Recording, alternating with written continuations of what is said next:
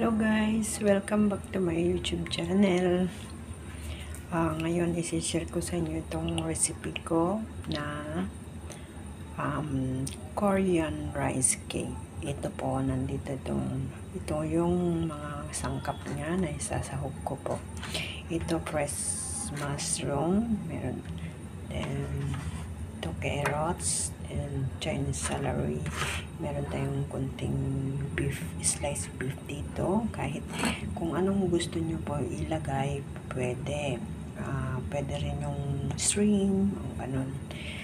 Ito yung rice cake po. So, binabad ko po para medyo lumambot at maghiwa-hiwalay. Kasi meron tayong mabili na ganito na hindi nagkakahiwalay. Sa ganito, once na medyo lumambot or nagbasa na po, is pwede natin paghihiwalayin. Ayan. Ayan o, ito. Nagdikit-dikit kasi yan. So, pwede natin tanggalin, paghiwalayin bago natin lutuin. So, yan po. Maya. Then, yun. Meron akong dito, garlic. So, yun. Tara na. Ito guys, una natin lulutuin. Ayan, maglagay tayo ng mantika. Lagay po natin yung beef. Beef muna, yung unahin natin gisa.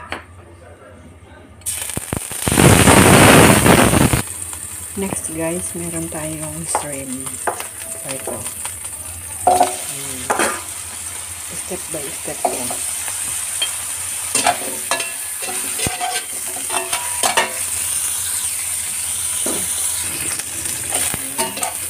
Tapos natin. Next po, lagyan natin ulit ng mantika. Then, ito, garlic. Gisa natin yung cabbage. Meron pa.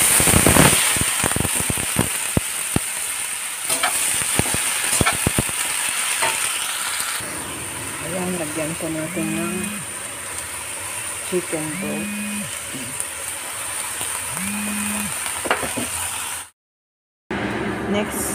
Next, igisa natin ito. Yung shrimp na yun. Ayan po, binisa ko yun. Masarap. Lagyan po natin po itong oyster sauce. Okay lang. Kasi nilagyan na natin ng chicken broth. Then, lagyan natin ng konting tubig para maluto. Lagyan natin ng hot sauce. And kimchi. Ayan guys, nilagay ko na yung rice cake. So, hintayin na lang natin maluto for a while. Saka natin ilagay itong slide luto na cabbage. So, lagyan na natin yung cabbage sa shrimp para maluto. Kasi slide lang po yan. Ayan.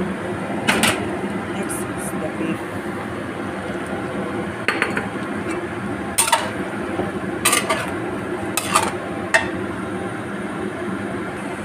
So, ayan guys. Tapos na luto na. Jum lang.